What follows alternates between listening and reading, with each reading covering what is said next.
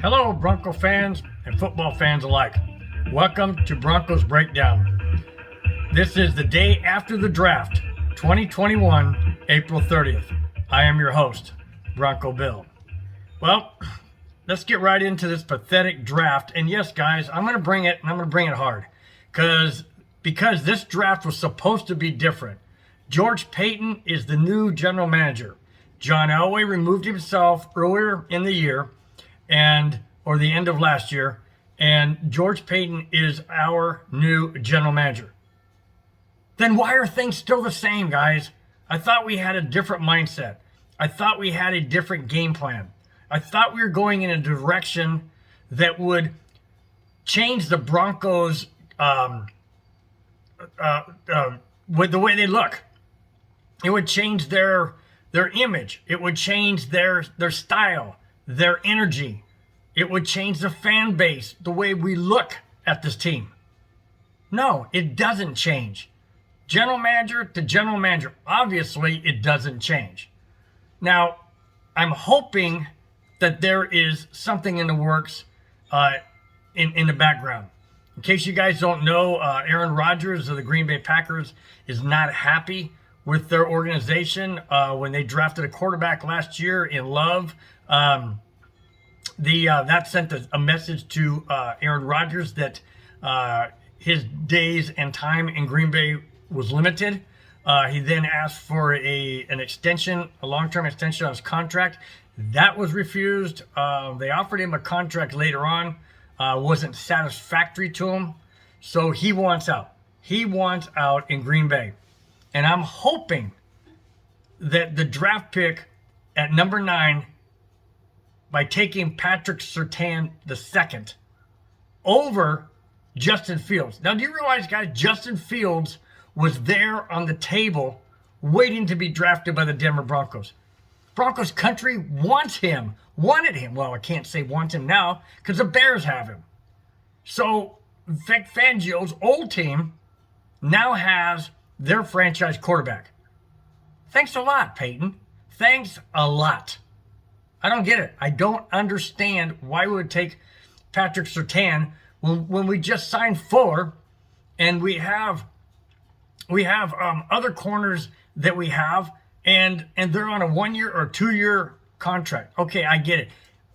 Surtain's going to be there for a minimum of 4 years, with the option of the 5th year being able to be picked up.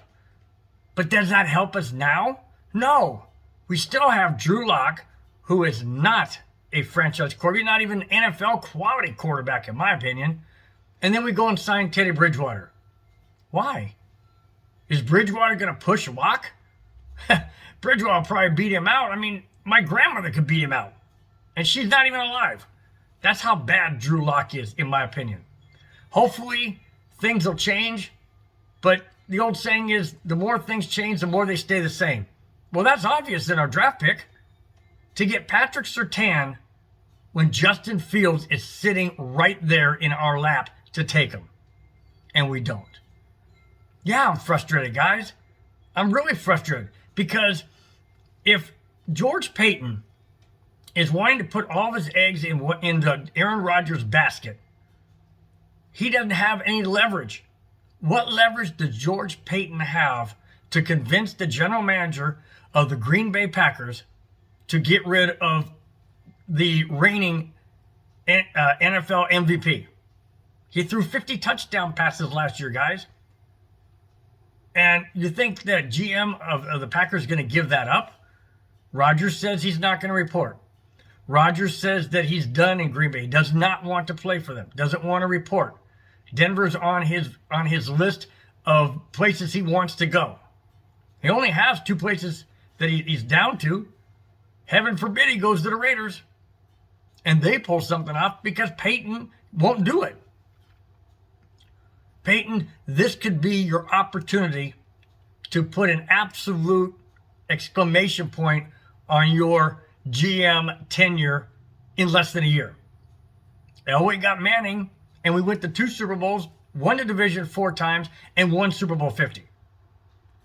If Paton can pull this off somehow, some way, and get Aaron Rodgers, Guys, we have a chance to go back to the Super Bowl again. Not 3 or 4 years down the road, this year. If Aaron Rodgers is wearing the Bronco orange and blue come August, we have a legitimate chance to go to the Super Bowl. Because we would have an Aaron Rodgers. We have Courtland Sutton. We have Jerry Jeudy. Now hold on, I know what you're thinking. We may have to give up 1 or 2 of those guys, along with maybe draft picks of later on this year or next year, along with Drew Lock and Teddy Bridgewater, and maybe your firstborn. Who knows what Green Bay is going to ask. What I'm saying is, guys, if Rodgers comes here, we're not giving up Courtland Sutton, Jerry Jeudy, and Tim Patrick. We're not doing that. Along with Locke and Bridgewater, we're not going to do that. And if that's what Green Bay is asking, well, then obviously they're not serious about trading Rodgers. And we already know they're not serious about trading Rodgers because that's what the GM came out and said, that there's no way he's trading Aaron Rodgers. So I go back to the draft. Number 9, Peyton. Why on heaven's earth did you take a cornerback when we need a quarterback on this team? When we need a franchise quarterback on this team? Yes, getting Aaron Rodgers would be great for what, 3 or 4 years at best, like Manning was. But what about the future? What about a franchise quarterback? Are we going to have a class like this next year? Probably not. Maybe not even in 2 or 3 or 4 years down the road. So now we've put ourselves back again. Not moving forward like we should, but moving backwards. We had a chance to draft Patrick Mahomes, and Elway didn't. We had a chance to draft the quarterback for Buffalo Bills, and we didn't do it. We had a chance to draft Justin Fields yesterday, and we didn't do it. So let me ask you guys a question. Here's a question I'm going to ask you guys, okay? Patrick Mahomes has gone to a Super Bowl. We passed on him. Buffalo Bills quarterback, and his name escapes me at the moment. He was on the doorstep of going to the Super Bowl, and we passed on him. What if Justin Fields takes the Bears to the NFC Championship or to a Super Bowl, and we passed on Justin Fields? How's that going to make you guys feel? I already know how it makes me feel, and you can hear it in my voice. I'm angry. I'm frustrated. This has gone on way, way, way too long. Way too long. Yes, I like Bradley Chubb. Yes, I like Noah Fant. Yes, I like Jerry Jeudy and Courtland Sutton, those draft picks. Of course I like them. But they're not the franchise quarterback. They're pieces of the puzzle, but we need the captain of the ship. And we don't have that. What we have is we have an amateur captain of this franchise ship. And he has no idea what direction to steer it. He has no idea.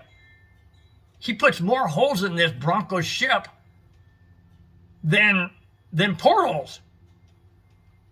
I mean, Drew Lock literally loses games. He doesn't win them.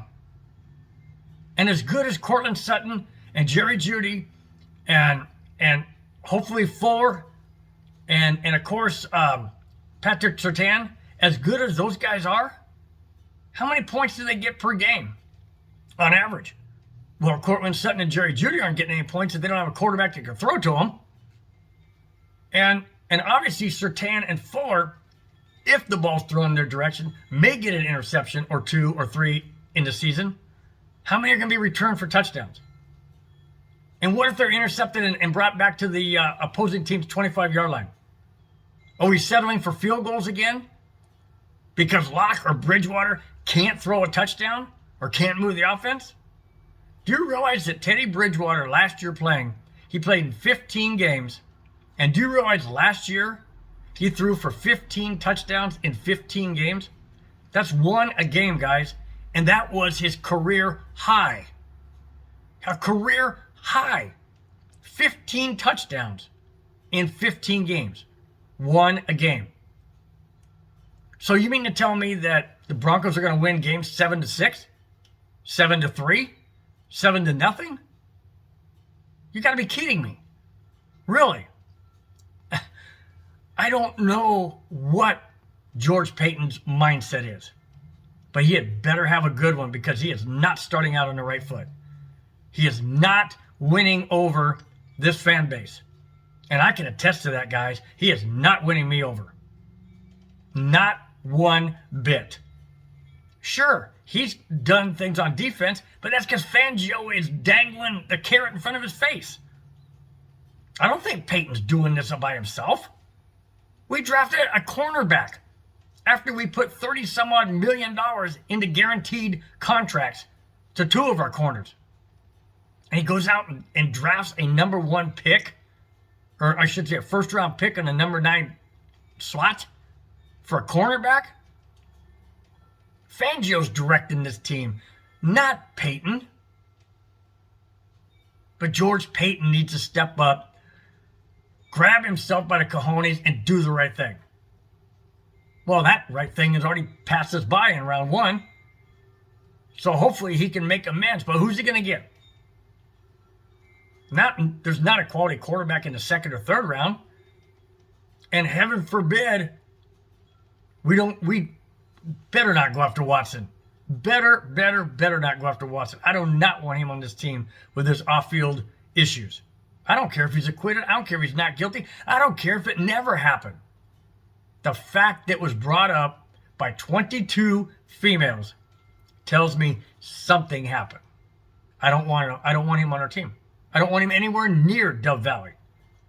I'll take Aaron Rodgers in a heartbeat. But what's it going to cost Denver? I don't know. And I don't even know if it's ever going to happen. So now we are treading water again. We are on that proverbial sinking sand, and our ship is going down. With a captain in Drew Lock and Teddy Bridgewater who have no idea how to correct it. Bridgewater is going to win a few games. Lock, maybe. But I'll put my money more on Lock losing games than winning games because that's the kind of person he is. Justin Fields was right there for the taking. And we basically threw it away. Literally threw it away. Threw away the season. Threw away the franchise. For who knows how long down the road. Yeah, that was a bad day yesterday. To see those players that we could have had just walk to another team. Literally, just go to another team. George Paton says, nah, I don't want him. I'm good. I feel good with our quarterback situation. Have you looked at game film? Really? Have you looked at game film, George Paton? Because you're not looking at the same game film I am. That's for dang sure. That is absolute fact. So unless you're a magician and you can pull the proverbial franchise quarterback or land a MVP in the next several months, you're going down with the ship too. And your days will be numbered. Yeah, you got a 6-year contract. I got it. But that's not guaranteed, buddy. But one thing is guaranteed is that the things that change remain the same. And there is no change, guys. Yeah, there's a change at GM, but the result is still the same. I hope things change. I hope something is in the works down the road. I really, really do. I'm not banking on it because I don't have any trust in this organization anymore. I don't have any trust in George Paton to do what's right or what makes sense. And that by not having a legitimate owner, that's only adding fuel to the fire. The Broncos are always and will always be my favorite team. And that's why I come down harsh on them. And that's why I say what I say. Because it hurts. 2016 seems like a light years away. And we have gone downhill this fast. That hurts. And it starts at the top. Elway did the right thing by walking away and relinquishing the GM position. We all thought George Payton coming in, he's gonna do this, gonna do that. Look at the great stuff he did in Minnesota. What the heck is he doing? Did he forget how to draft? I mean, I know he wasn't the GM in Minnesota, but did he forget how to do things? Does he have his own weird agenda? Or is he listening too much to Vic Fangio? That's my thing. That's my feeling. My feeling is he's listening to Vic Fangio. That's why he drafted a cornerback. Okay, fine. Let's see how this pans out. But I'm sorry, guys. I got a bad feeling about this year, next year, and the years down the road. If we don't get our quality franchise quarterback to direct this Bronco organization in the direction we all want it to be. And that is a contender year after year, playoff bound year after year, and Super Bowl championships. Anything short of that, and we need to get rid of the GM. I'm sorry. In my book, he's on a short leash. So let's see how rounds 2 and 3 go today, and then 4, 5, 6, and 7 on Saturday. Hopefully, I like to say they can't be any worse, but I'm afraid to even say that. All right, guys, that's all I have. You notice I'm wearing an Avalanche hat. That's because the Avalanche played tonight. They've been really ticking me off as well. They've lost 3 straight, 2 to the St. Louis Blues, and then the other day they lost to the Vegas Knights. Now we're 6 points out of first place with only 9 games to go, and we only play the Knights one more time. So it doesn't look good, guys, to win the division. But then again, that might be a blessing because the Blues are in 4th place right now, and the Wild is actually tied with us in points. So we have to stay ahead of them, or we're going to be on the road for the first round of the playoffs. That's not a good place to be. So go Avalanche. Take down San Jose Sharks tonight. We need a win. 9 games left, and we got to win at least 7 out of the 9. So and it starts tonight. So we got to get that win, guys. All right, we'll talk to you later. Thanks for watching. Thanks for subscribing, and let's hope for the best, guys, and hope that George Payton does the right thing. We'll talk to you next week. Take care.